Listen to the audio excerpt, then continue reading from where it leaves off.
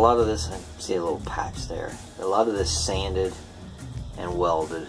I had the front and back done already, so I'm in the process of working the sides, getting those lined up. I worked the metal to get it back lined up, and then I'm doing little sections, trying to keep the heat out, and then very, very slowly, welding a little area, then making sure that the next section lines up before I move on. And then I came back and ground it all down. Overall, it's really looking good. Weld is working really well. I got it dialed in for the sheet metal thicknesses, so it's a little thick right there, but like right there you can see I was able to build up a pretty good bead, and then that's all been ground down. And I'm all the way around to this side. That's not, I haven't finished ground that yet, back to even, but I'm getting there.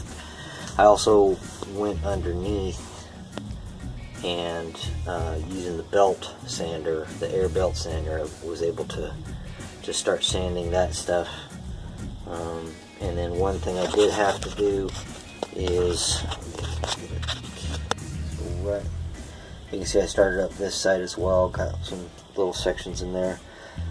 In here, I had to go back with a Dremel and the really thin cutoff blades, and kind of, once I had done that weld and started that weld, the metal did move and wanted to come together, so I came back and used a cutoff tool, the Dremel, to kind of re-gap it and reshape it and flatten it back out so that it'll mesh up, and I did the same thing in there. So now, and I'll just keep doing that as I work my way closer and closer. I'll just keep banging on it and forming it. So that's kind of where we are. It's actually turning out really, really well. I'm really happy with it. As to finish up, next time we'll finish welding, finish grinding, and then probably that'll be it. I'll probably go ahead and, well, I don't know. I need to short strand fiberglass it to smooth everything out and make it look good, and then I need to put some sort of primer over it so it keeps it. Kind of trying to figure out. You can see this floor pan here. I've got the replacement floor pan. You can kind of see that one over there is just kind of in the same shape. It's got some pitting, but none of the holes. It's not soft. I've treated it with Ospo, and I don't remember if I've talked about this or not. I'm still trying to decide whether I want to cut that out and replace it. I have the piece, but I just haven't decided if I'm going to do it yet. Like I said, it's not soft in any places. I've banged on it with a hammer. So we'll decide. I'm almost positive I'm gonna leave that one the way it is. So why wouldn't I just leave that one? And then once we're done there, I've ordered the piece parts for that stuff up in there, the toe panel and the front floorboard. And then on this side, I ordered the toe panel only. I'm going to separate that seam, and then I'll just replace that bottom part of that toe board, so I don't have to worry about it. Alright, so that's where we are. Making some progress finally.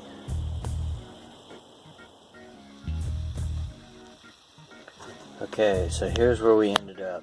I've gotten everything welded in. You see the sides are done on both edges. And then I did shoot a little bit of primer. I was testing some colors over there just to see how close it was to the original red oxide. I don't have the can with me. I could show you what it is. But a couple issues. Overall, I think it turned out pretty well. A couple issues that I ran into. Can't really see it, but right here and right here, I've got a little bit of a divot. I guess the metal warped just a little bit, or I just overall didn't have these matched up all that well. Everywhere else is pretty smooth all the way around. Where I had that big gap, I've got a little bit of a weld buildup and maybe just a little bit of warpage that I'm not really happy with, but I don't know that you'll be able to tell once I kind of paint everything. So all the plug welds are done and blended over. I'm getting better at welding, but I'm not outstanding at it. I was able to kind of blend this in. I had the seam right along there, so I blended all this in to where it looks like, you know, that's where there's little brackets here that can be put there for routing wiring. You can see one right there. There's a little spring thing that goes in, and you put wires in it, and it holds it in place. But that's one there, so it looks pretty good for my first time, I guess. I'm still trying to decide what to do with this. Whether I just paint it and not worry about it. Again, it's gonna get all covered up. You're not gonna see it. You can't even see it from the bottom. So I'm wondering, do I fix it? Go get I can't get to this stuff from the bottom. That's where that cross member is. So I would have to get a stud gun, weld some studs on, and kind of pull it back out to smooth it out. And I'm not sure. I've never done that either before, so I'm not sure if that's going to do more damage than it would be good. And yes, I realize it's not going to be seen, but it's one of those things that's going to bug me.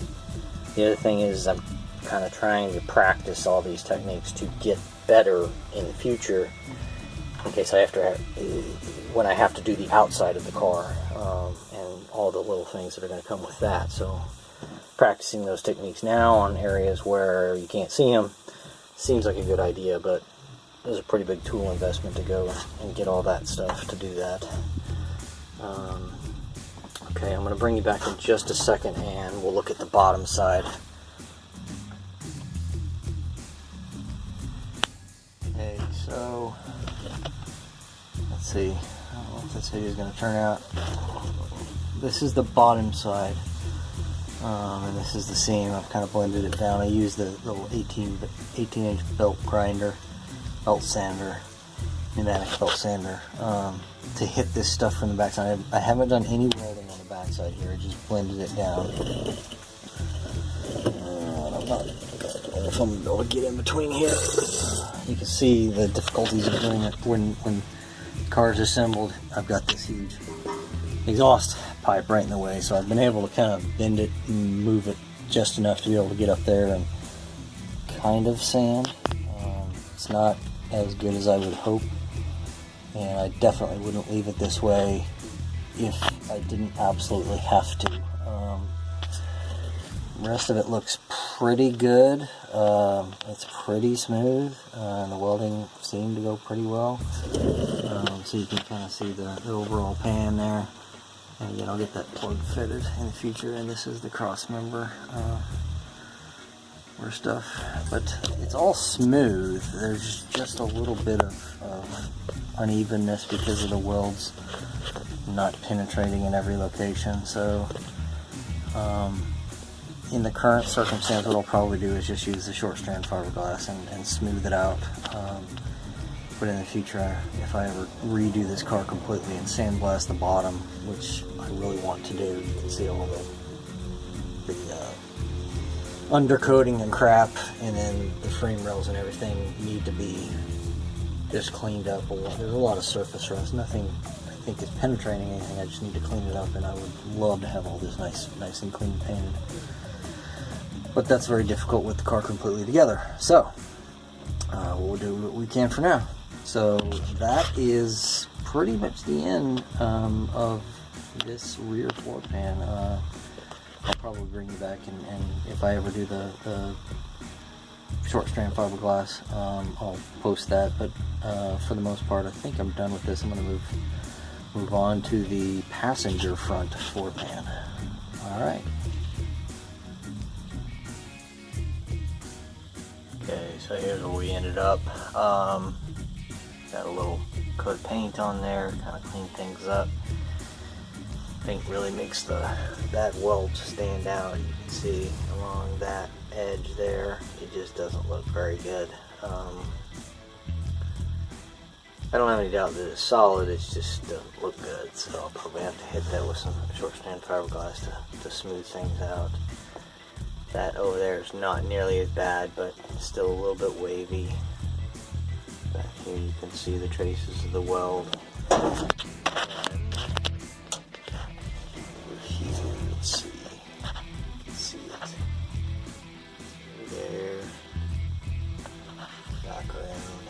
So overall, not bad, just not great. So I'll bring along when I do some short strand on that, but it won't be tonight. Have a good night.